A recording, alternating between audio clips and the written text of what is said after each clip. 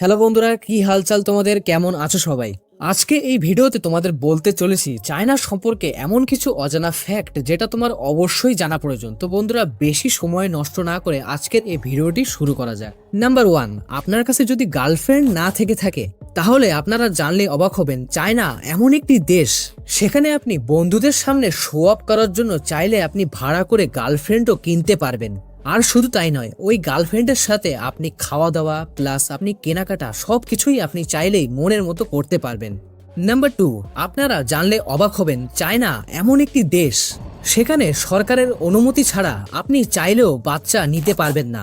আর আপনি যদি ওখানে বাচ্চা নিতে চান তাহলে ওখানে সরকারের তরফ থেকে একটি সার্টিফিকেট আপনাকে নিতে হবে, তারপর আপনি চাইলেই খুব সহজেই আপনি বাচ্চা নিতে পারবেন। নাম্বার 3, আপনারা জানলে অবাক হবেন, চায়নার লোকেরা এতটাই বেশি নোংরা হয় যে ওইখানে বাচ্চাদের ইউরিন মানে প্রস্রাবের ভিতর ডিম সিদ্ধ করে খাওয়া হয়। আর চীনে এই পরম্পরা কয়েকশো বছর ধরে চলে আসছে, আর সেই জন্য ওখানকার লোকাল স্কুলগুলোতে প্রস্রাব সংরক্ষণ করে রাখা হয়। আর এরা এই জিনিসটিকে স্বাস্থ্যের জন্য অনেক বেশি পুষ্টিকর মনে করে থাকে। আপনারা খাবেন নাকি এই সিদ্ধ ডিম? কমেন্ট সেকশনে জানাতে পারেন।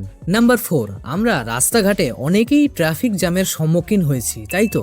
কিন্তু আপনারা জানলে অবাক হবেন, 2012 সালে চায়নায় হাঙ্গি নামক এক শহরে একটি বড় ট্রাফিক জ্যাম হয়েছিল।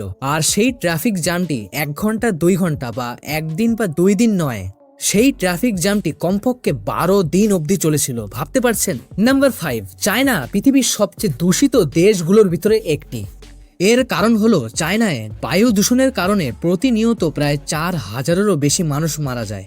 নাম্বার 6, আপনারা জানলে অবাক হবেন, চায়নায় প্রতি বছর প্রায় 40 লাখেরও বেশি বিড়াল হত্যা করে খেয়ে ফেলা হয়। আর শুধু তাই নয়, ওখানে প্রতি বছর প্রায় 10 মিলিয়নেরও বেশি কুকুর হত্যা করে খেয়ে ফেলা হয়।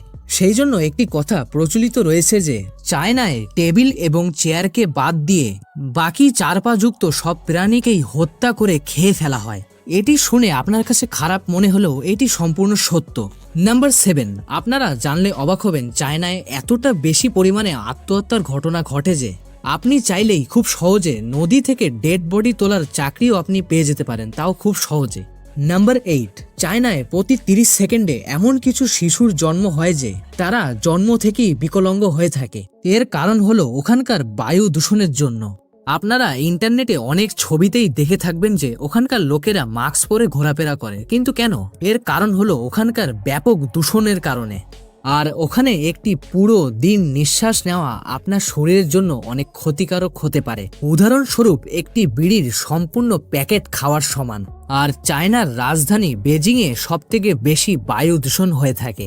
নাম্বার 9, আমরা যেই এন্টারটেনমেন্টের জন্য যেই ফেসবুক এবং টুইটার ব্যবহার করে থাকি, সেই ফেসবুক এবং টুইটার 2009 সালে চায়নায় সারা জীবনের জন্য ব্যান করে দেওয়া হয়েছিল। নাম্বার 10, চায়না নকল জিনিসপত্র তৈরি করতে এতটাই বেশি এগিয়ে গিয়েছে যে বর্তমানে বাজারে নকল চাল ছড়িয়ে ছিটিয়ে রয়েছে। আর চায়নায় তৈরি করা এই চালকে প্লাস্টিক রাইসও বলা হয়ে থাকে। আর এই চাল হাজার সিদ্ধ করার পরও নরম হতে চায় না। আর এই নকল চাল খেয়ে অনেক লোকে অসুস্থ পর্যন্ত হয়ে গিয়েছে। কিন্তু দুর্ভাগ্যবশত চায়নার এই নকল চাল বাজারে খোলাখুলিভাবে বিক্রি করা হয়, কিন্তু তাও আমরা দেখেও বুঝতে পারি না। আর এই নকল চাল শরীরের জন্য এতটাই বেশি ক্ষতিকর যে আপনি যদি কোনোভাবে এই নকল চাল 3 ভাটি পরিমাণ খেয়ে নেন তাহলে আপনি একটি সম্পূর্ণ প্লাস্টিক ব্যাগ খেয়ে নিলেন।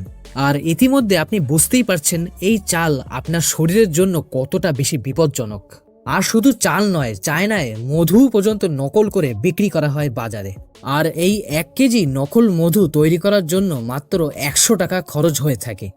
আর এই নকল মধু বাজারে কমপক্ষে 600 টাকা কেজিতে বিক্রি করা হয়। তো বন্ধুরা, এই ছিল চায়না সম্পর্কে কিছু অজানা ফ্যাক্ট। আশা করি এই ভিডিওটি মনে হয় আপনাদের ভালো লেগেছে।